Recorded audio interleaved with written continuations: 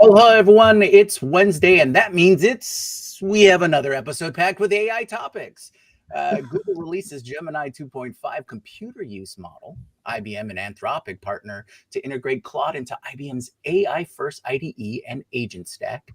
And DeepMind debuts CodeMender, an AI agent that patches vulnerabilities in code. It's October 8th, 2025, episode 568. And today we have Beth, Andy, and Brian, and I am Jyunmi, and this is the Daily AI Show. I want to thank everyone for joining the live stream, and to all of you who are watching just a little later, if you haven't already, click the bell, like, subscribe, and join the newsletter at thedailyAIshow.com. Okay, let's us dive deep in today's AI news. Google releases Gemini 2.5 computer use model. All right.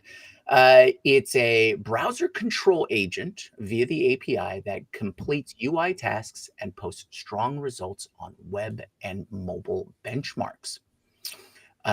Now it's in API preview, but it does let agents read screens and take browser actions like click, type, and drag to complete tasks without site-specific APIs. Google reports leading results with safety mitigations like human confirmations for high-risk actions, and you can access through the Google AI Studio and Vertex AI. There's also a model card available that details its limits. It is browser focused, and it is not yet optimized for OS control. Now, why it matters? Well, number one, it raises the floor for practical and testable web automation and puts competitive pressure on the operator/Claude computer use agent stacks. We've been hearing a lot of browser-based computer use agents or agentic things such as Perplexity's Comet, agent mode from OpenAI. So this is a space that now Google has their they're part of the race, so to speak, in that space. So what are we expecting from this? It's Google, so I'm hoping that it'll give us one more option. Plus, I do like the API access version of it, and you can use Google's Playwright to integrate it into any Chromium browser. So even if you use like Brave or even I think Safari, they have an option as well. Okay. Got to add something about that. Yeah, go for it. I just wanted to say that the computer use by Google is better at pixel counting. They had to move forward and improve against some of the already demonstrated computer use tools out there, most of which can't really precisely view the pixels that are in the image that they have to look at when that AI looks at a browser page as it's using a browser function. But Google trained this computer use specifically on pixel precision. So it knows exactly where to click, and it does that really efficiently. And it also is different from the others because it's optimized for parallel actions. So it can be doing a couple of different things simultaneously, with that, the computer use system. And it doesn't mean at this point that it's not looking only at one page through the browser function, but we're on the path towards that. So an AI agent using computer use from Google and others ultimately will be able to be attending to many browser images at the same time. Yeah, and I can actually, I want to keep this just to the news or whatever, but this is using the computer use right here. Anybody can, by the way, by just going to gemini.browserbase.com. So it's available for you to check out. What I want to point out though really quick is you can, at the top here, I'll just read, this is a real use case in my family. Like last night and this weekend, I heard Les Mis is coming to Tampa, find me 5 seats at the cheapest price and add them to checkout for me to review. I'd like to go on December 13th, 2025. 100% real use case. Now I make fun of OpenAI when they're like, find me Lakers tickets and then send me to dinner after or whatever. But in this particular case, I thought, why not? Let's try it. But I also have a business use case. Now we do not have time to like go through all the steps. What I want to tell you is like it ultimately failed, but it also got close. And also something I want to show is that if we just go over to basically here, this is the Strat Center. This is what's in Tampa. This is where you can see this is where Les Mis is going to be. And ultimately, I'm just showing you this as like sort of a repush. It got kind of stuck on this page. But if we go back to it and we were to like look through here, but look through here, you would actually see that it shows you the preview on here. And I had to go grab that. I didn't realize I wouldn't be able to like rewatch it. So, yeah, shoot, if I do that, you can't see it. But I'd have to share the whole screen. But I had a little video, and we can kind of restart it here just to see, so you guys can see what happens in this pane right here. It's very similar to computer use that we've seen from Operator, that we've seen from Claude. Nothing really new there. But I do agree, Andy. I did think it got much better at trying to get really close. And you can actually see here where it's giving us coordinates on the page when it's running through. It's showing what the tool call is. You can see the arguments. So it's like, it's whether it's more to the pixel or not, I'm not sure. But I actually thought it was pretty good. Where the problem was that it actually got close, got stuck with a pop-up window, which, by the way, it had dealt with pop-up windows previous to that. So that wasn't like that was necessarily the issue. It's just that there was a pop-up window that was like, do you want 1 or 2 tickets? For whatever reason, that's just the way the Strats website was.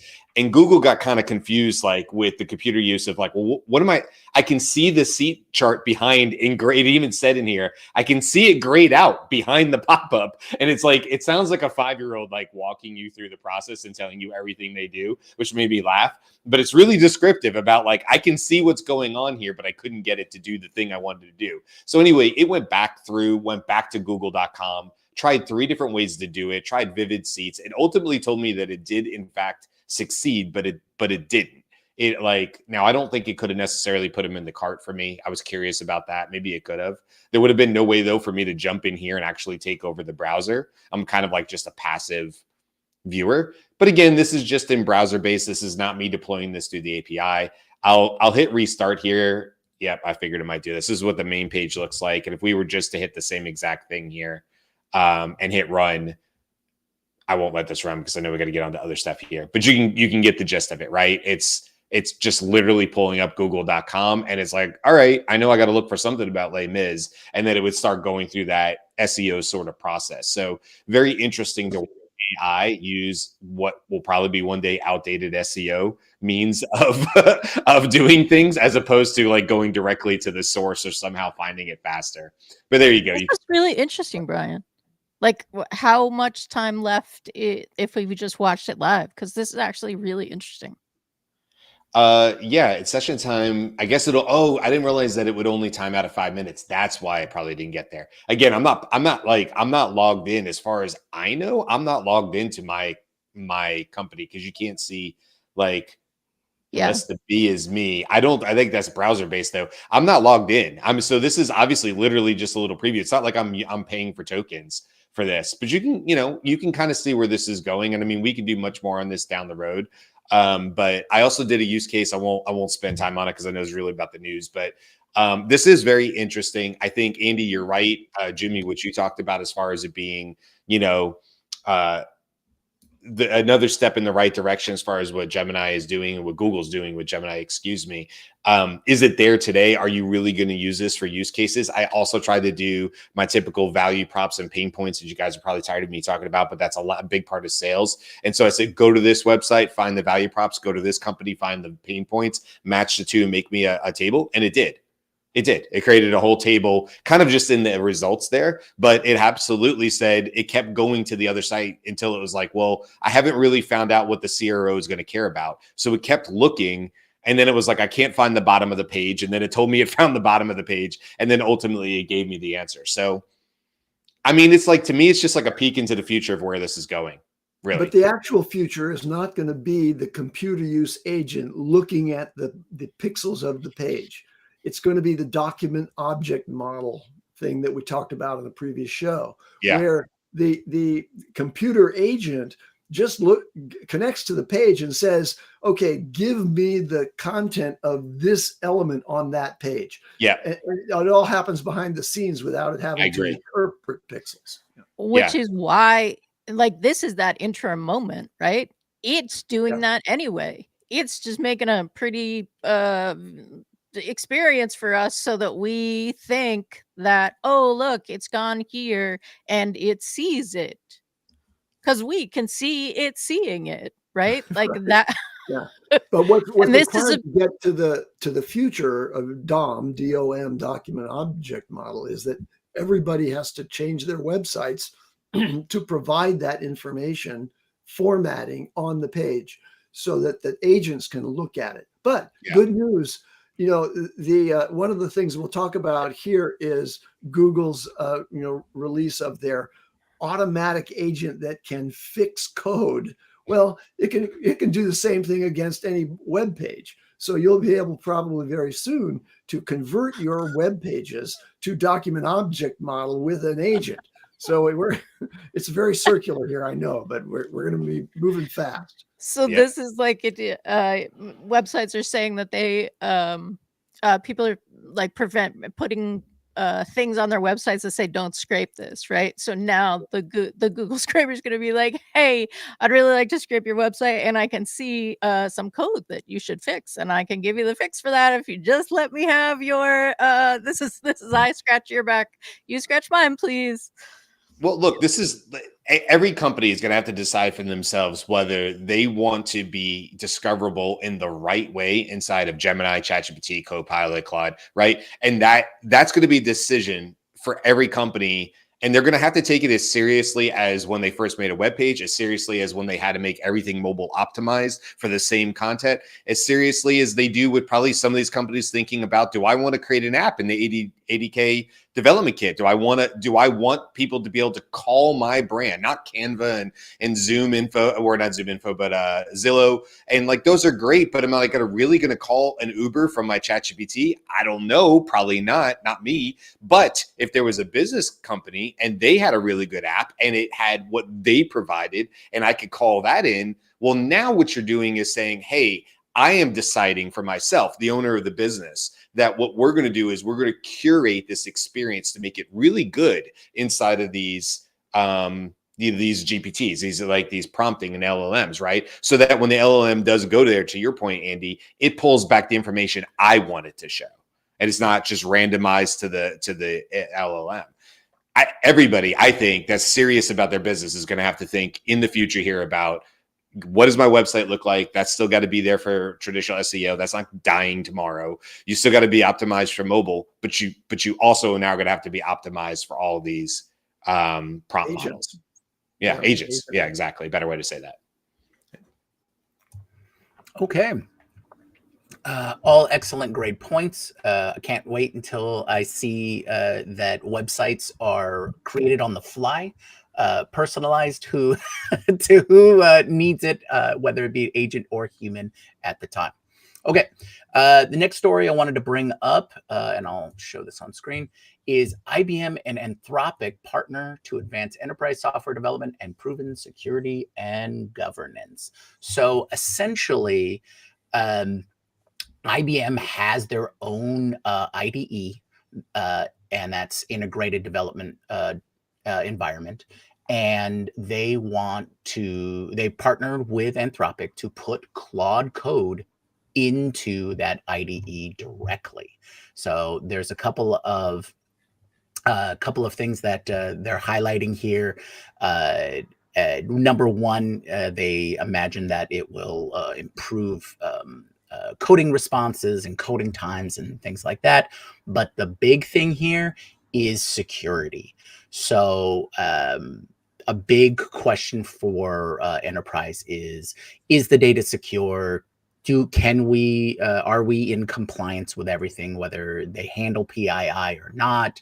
Do they have compliances with things like HIPAA, GDPR, and all of those different various governance and compliances?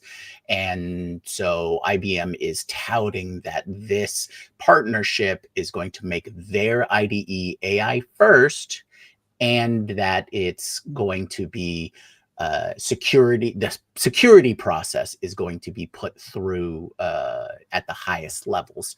So IBM's making that big push to sell to enterprises.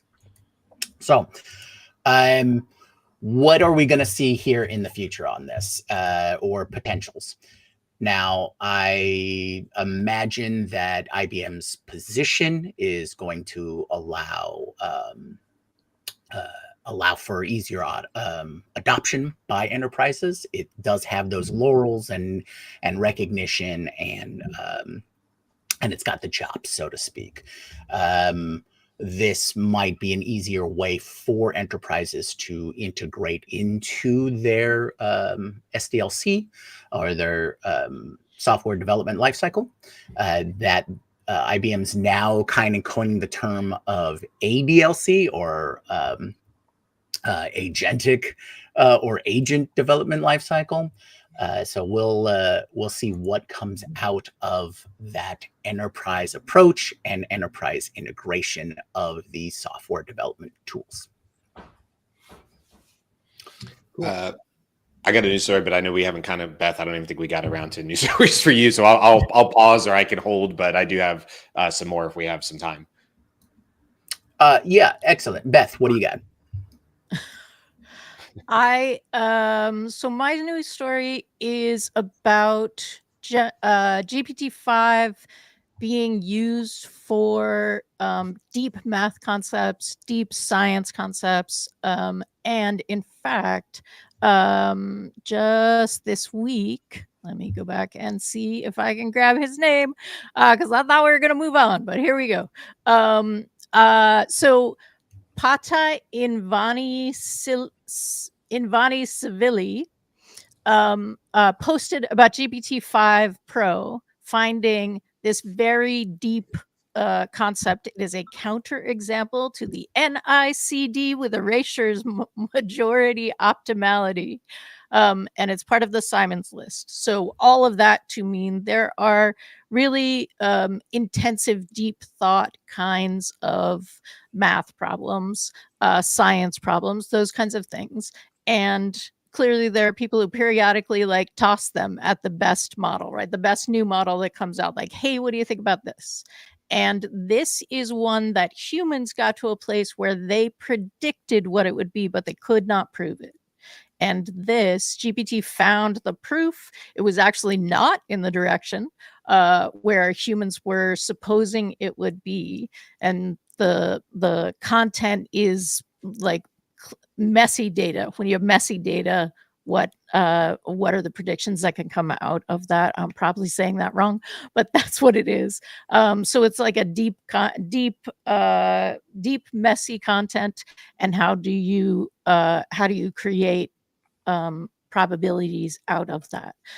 That has turned into, I think his name is Keith Wheel, but that's somewhere else on my screen. So OpenAI is paying attention to this. OpenAI is now calling for scientists and mathematicians, those kinds of people who are using this, and wanting to track that kind of thing.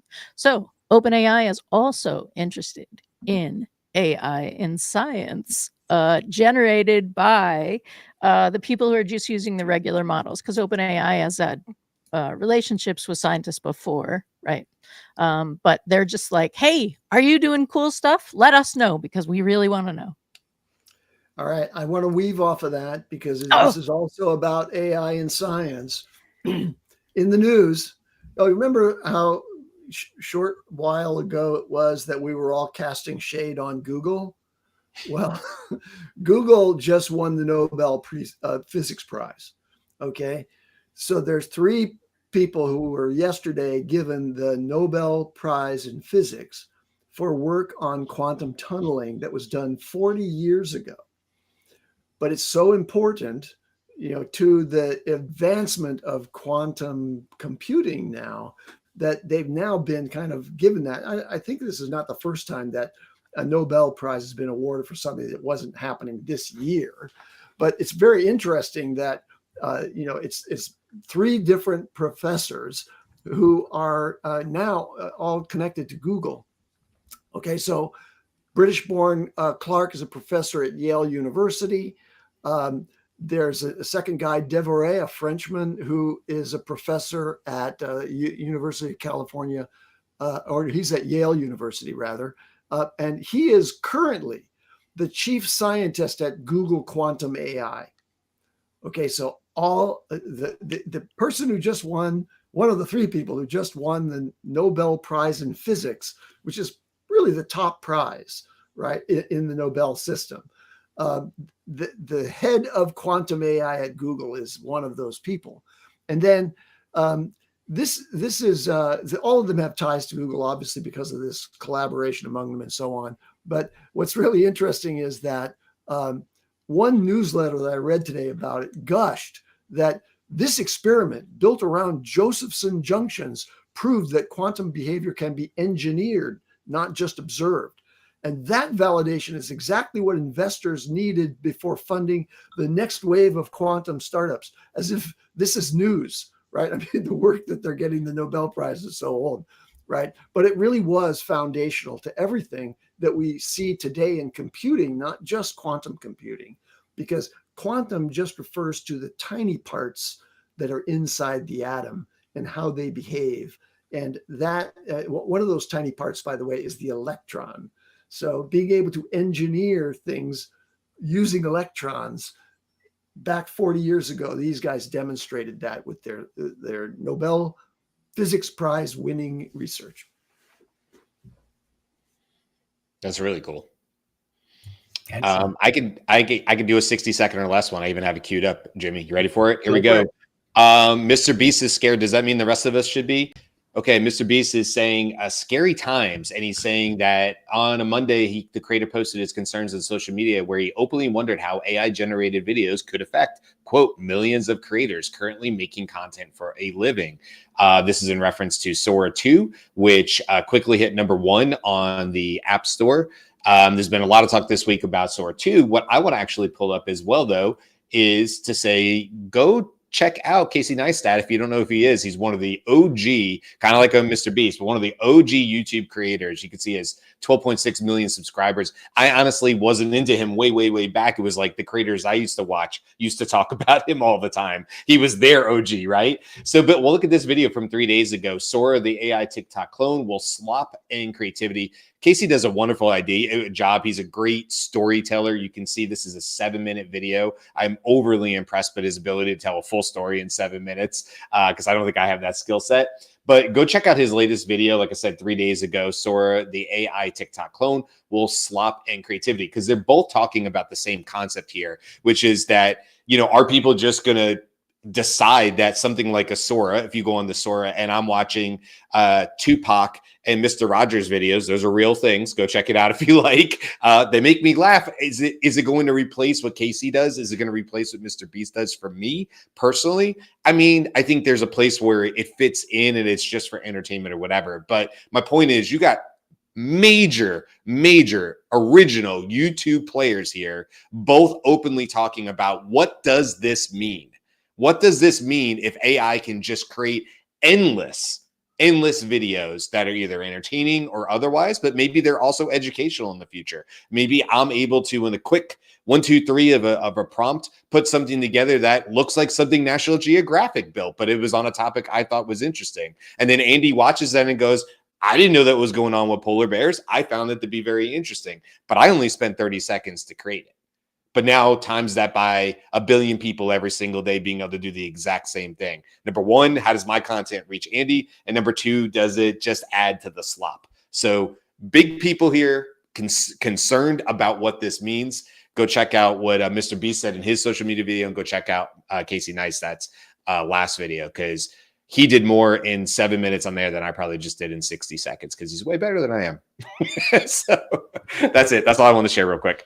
Okay. Well, we'll just wrap up the news for the day there, and we'll move on to our hot topic of the day. So I wanted to bring up to highlight the subject of what's happening in the copyright world. This is a topic that constantly pops up every so often within AI, but there seems to be quite a bit of momentum and inertia behind these copyright rulings. So just a couple days ago, the court, a federal judge, let music publishers uh, their secondary liability claims proceed against Anthropic over lyric outputs. So the Copyright Office has put out a multi-part AI series of reports to comment on what is fair use and how AI and training and it basically outlines the limits of how AI made works and how to examine trading data for fair use and things like that. And the EU has also had, with their AI Act, has come out with guidance for AI and generated materials. Now, with this latest change or this latest ruling about moving forward from the music producer side. Now, admittedly, this case has been going on for months already, but as with these very large cases, they take time. So about a month ago, I think we heard about the ruling against Anthropic for authorship, the group of authors who had sued them for copyright infringement. And this was Anthropic was essentially found guilty of pirating all of these books, but the court also said their use of the books in the training data was fair use. So kind of a back and forth on that, and they had to pay out a $1.5 million fine on that. Now, where that is going to come out and all the details of how they have to pay that off, that we don't know of. But this new case, or this new ruling, I should say, allows the suit from musicians and the labels about their secondary liability. That means how the lyrics will be used or how they're used is another step along the line of getting these clear parameters or at least precedents in that space. So it seems to be that there's a lot more momentum in that process, or it's finally coming to a head. We have heard earlier on various suits that have either been dismissed or had gone into further deliberation or further down the civic course timeline or whatnot. But these both have to do with Anthropic, and that they're large enough rulings, or at least comments, procedures on it, that the overall impression is, with the precedent that these rulings put into place, we could have a larger discussion of how copyright is or isn't going to change because of how big AI is and how fast AI is. And we know that our overall system is leaning towards business positive for AI and how that rolls out. So a couple of things that I wanted to see is what thoughts the rest of you might have on what do you think the next things are going to come out? Do you imagine more of these kinds of cases coming to light and being ruled on? And do you think that these kinds of copyright issues are going to hinder or slow down AI development? Because that seems to be the big narrative right now. You don't want to put any barriers in front of the AI development, otherwise things are going to slow down too much, and other actors are going to develop AI faster. So do you think that is a reality of these copyright cases? So I throw it to the floor. Yeah, I don't. I think that it's Pandora's box, man. Like, you could slap him on the wrist all you want, but you know what? Jeff Bezos gets fined something like $9,000 a day because his hedges are too tall around his house in California. That's like 50 cents a day to Jeff Bezos. He's not even thinking about the $9,000. They could quadruple it from the city and it wouldn't change a thing, because it's more important for him to have 20-foot tall hedges and go against city code than it is for him to worry about the cost. And that's the way I look at this with like companies like Anthropic. Pandora's box been open. You don't think they've already trained on all this copyright data? So unless you're going to tell me these courts are going to come in and say you have to hand over your original data, you have to hand over the hard drives, for back in better terms, and all the things you copied on, and you have to give it to us, and you have to start from scratch. And by the way, here are the new rules. Come on. Anything that's out there. Now, I'm not saying it's right. I'm not on the side of like you should get paid for the work you do. Yes. But if your stuff was already generally available on the internet, it's already been scraped. It's already part of many, many databases. And I don't see how some copyright, they're going to go through and they're going to get sued. And I think honestly, it's going to be like the hedges. They're going to be like, we can probably sustain this for quite some time. People are going to get paid out, and Anthropic, and I'm not picking on Anthropic, but any of them are just going to keep plowing forward, because now they have all the training data. Just go make the synthetic data now, and they'll own all of it. Right. And then try to tell me who owns what. And that's sort of like fruit of the poisonous tree, right?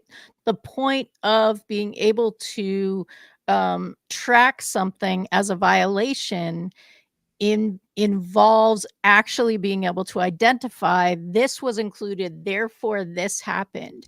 And we don't know what's happening in the inference stage.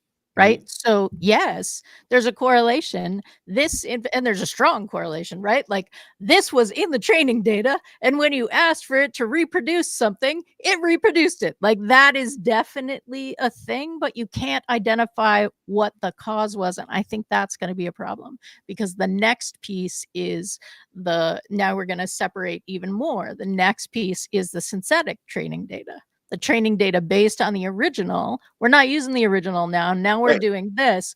And there is no direct causative connection without understanding and being able to point to exactly what is happening when AI gets trained. And that is the black box of AI. So those two realities, right? Number one, who is making the AI? And like your Jeff Bezos example, Brian, and Beth, the black box, those are two realities of AI. Does that mean within the context of the copyright and how we allow for competitiveness and compensation and identifying someone's works, does that have to be completely rewritten?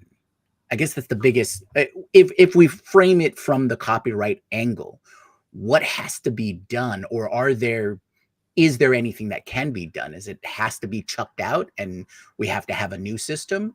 Or is it just assumed that that doesn't matter anymore? Are we losing copyright? Is it still important to have it? I guess these are the kind of bigger questions that this topic and this framework makes me want to ask. And so I'd love to hear your thoughts on what kind of things, besides making the courts like hand over all the hard drives, like you said, is there a clear way for copyright to be viable, and what potential changes? And I know we're all just having ideas and spitballing here, but what kind of potential changes are there to copyright, or things that are patents and everything that the Copyright Office really touches upon? Are there clear changes with AI that need to be made? Or is there? Do you have ideas of what could potentially reinstitute or build a new system, or anything like that? Thoughts on what needs to change for the copyright and copyright law?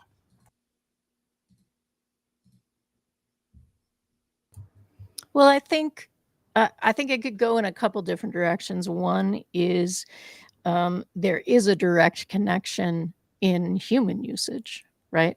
So, are we going to go after the individual human that said, "Write me the unauthorized SpongeBob episode," right? I am violating copyright in that, unless of course I say, write me a parody unauthorized SpongeBob episode, in which case that's a carve out because I have said parody, right? It's interesting because of the Napster situation did ultimately hold something other than the individual responsible, right? Like it was not okay to host that kind of experience. So I don't know. Is this going to be like you were able to stop? Sorry, I don't have my old mobster names right on the top of my head. But are you able to stop somebody because they committed mail fraud versus all of the other things? Is this going to be that kind of thing? But I also think this is a little bit about public good, and I realize that's a asterisk, public good asterisk in the age of AI, because I'm not sure that that's an agreed upon term. Who's the public? What are they interested in? But I do think that if there turns out to be more people feel that having AI that was trained on things is ultimately worth it, I think that starts to influence how these things get decided. I realize that's not at all a representation of how law is supposed to work. Right. I stand by my statement. Even so. Well, it's interesting you bring up the concept of public good, because originally copyright and the whole copyright office, copyright laws, was essentially established for, and I'm broad stroking this, but you had a copyright on a works that you created. You had X amount of years to use it, to sell it, to, you got compensation for your work. And then there was a cutoff time that's changed over the years, the cutoff time, so that that new invention or that new work could be added to public domain for the public good, so that it would add to humanity's advancement in art, science, technologies, and all those kinds of things. That was the intention, right? And over the years, it's been manipulated, and Disney's had a really big impact on that over the last few decades. But the original idea of copyright might be the guidance for how to move forward, right? On one side, you could definitely argue that if AI becomes so ubiquitous, it becomes so used on every single level, you would want as much of the information in there because everyone would have access. It's a tool that everyone can use and in their day-to-day lives. That's one side of the narrative. Now, to support that, though, someone should be rewarded for the works that they add into the world, right? So, and I've kind of touched upon this here and there, over the last couple of years, is rights to data, right? If data is a is a value now, and everything in AI is data, based. So how about those who create the data? If data becomes an inherent right of the individual who created it, by them simply existing and living, that might be a mechanism or a way to change copyright into a way to still get that form of compensation for the individual, right? Because if you want the data or you use the data or anything like that, there's got to be some sort of compensation exchange. And then it obviously that data is going to be used into the larger AI space. Is that an acceptable transition? Do you see any like really big red flags that points out to you just off the top of your head or anything like that? because I kind of see it as a possible solution. But then there becomes an enforcement thing, right? Well, yes, Individuals may own their data, but do they have the resources to enforce that ownership? And I think most individuals don't. Yes. So that does sound like we would need a mechanism to make that possible. I think there's probably a few technologies out there that can break down to the individual bit and byte level that can track all of that, through some sort of decentralized ledger. Well, but yes. So but this is the thing, right? So do the individuals have the resources to do that? Well, it turns out that you can get AI to do that because AI was trained on all of the personal data violation use cases. And so you can use AI to generate the thing that says that it's wrong that they trained on your stuff. Like or a little Ouroboros snake eating its own tail, I think. Right. Okay. So copyright. What are the things that we need to be aware of for AI? And this is how I'll wrap this up.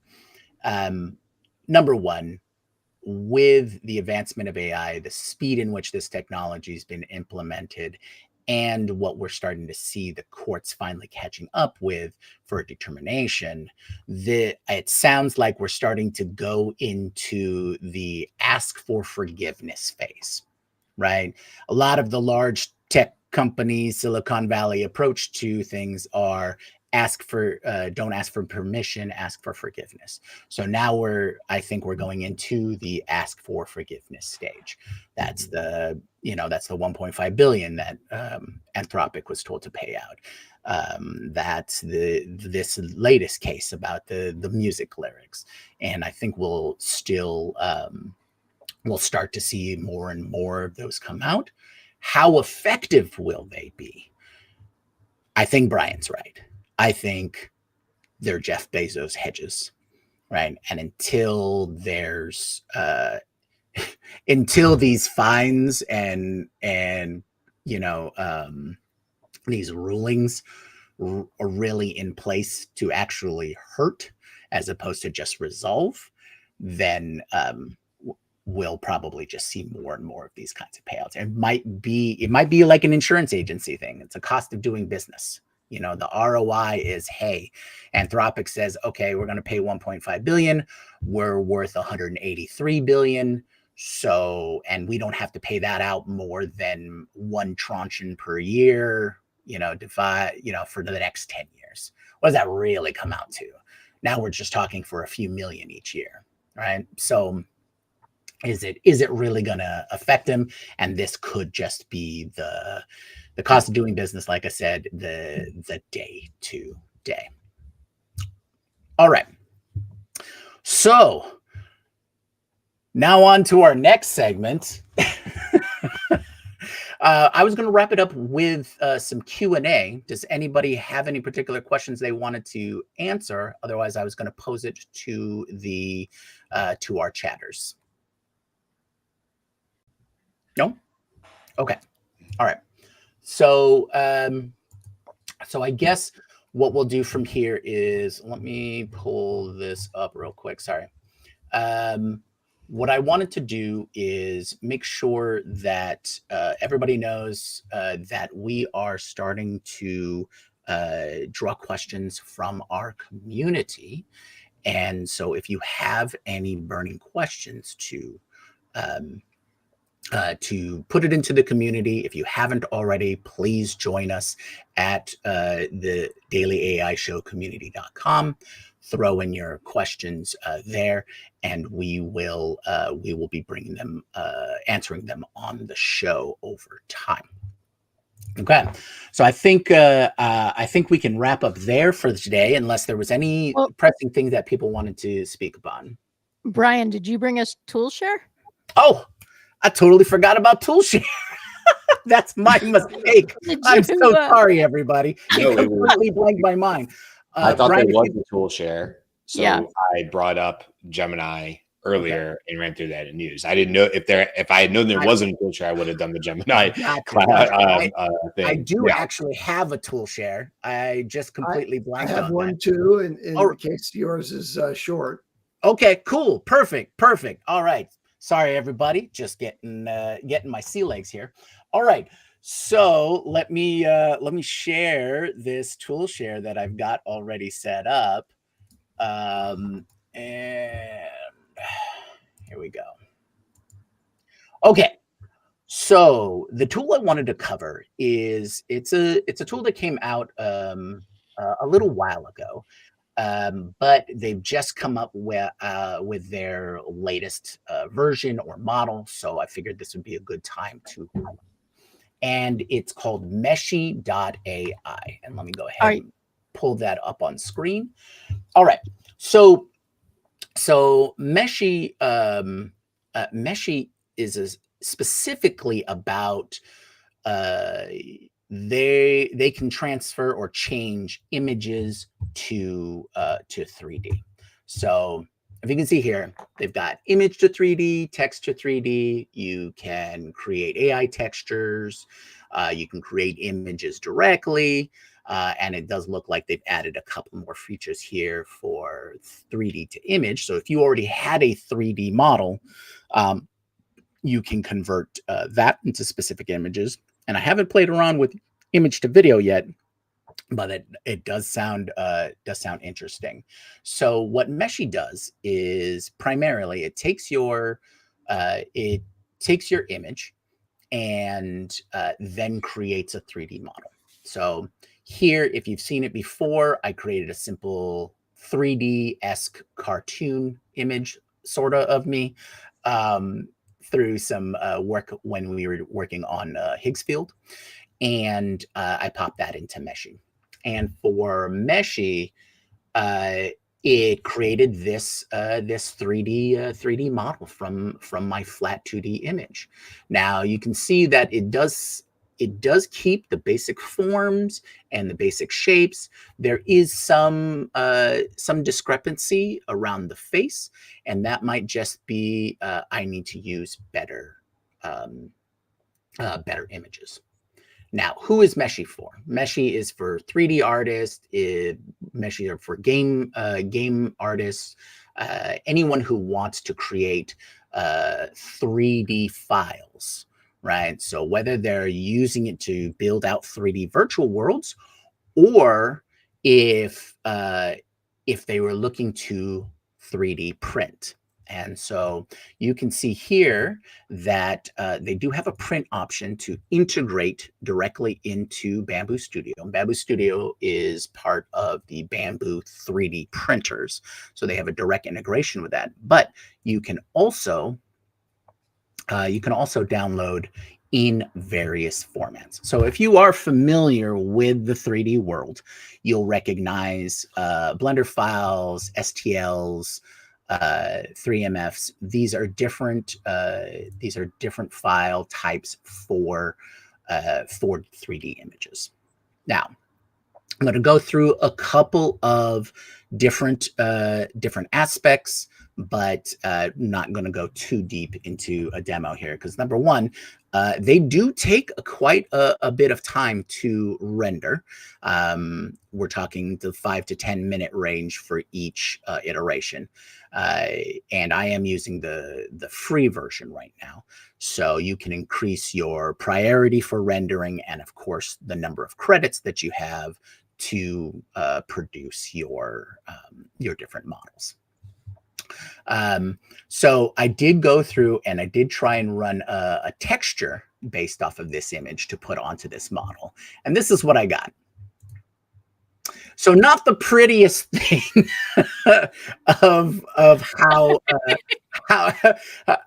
it interpreted. So this is not a zero shot kind of system. And I wanted to highlight that because I think this is probably the most funny interpretation.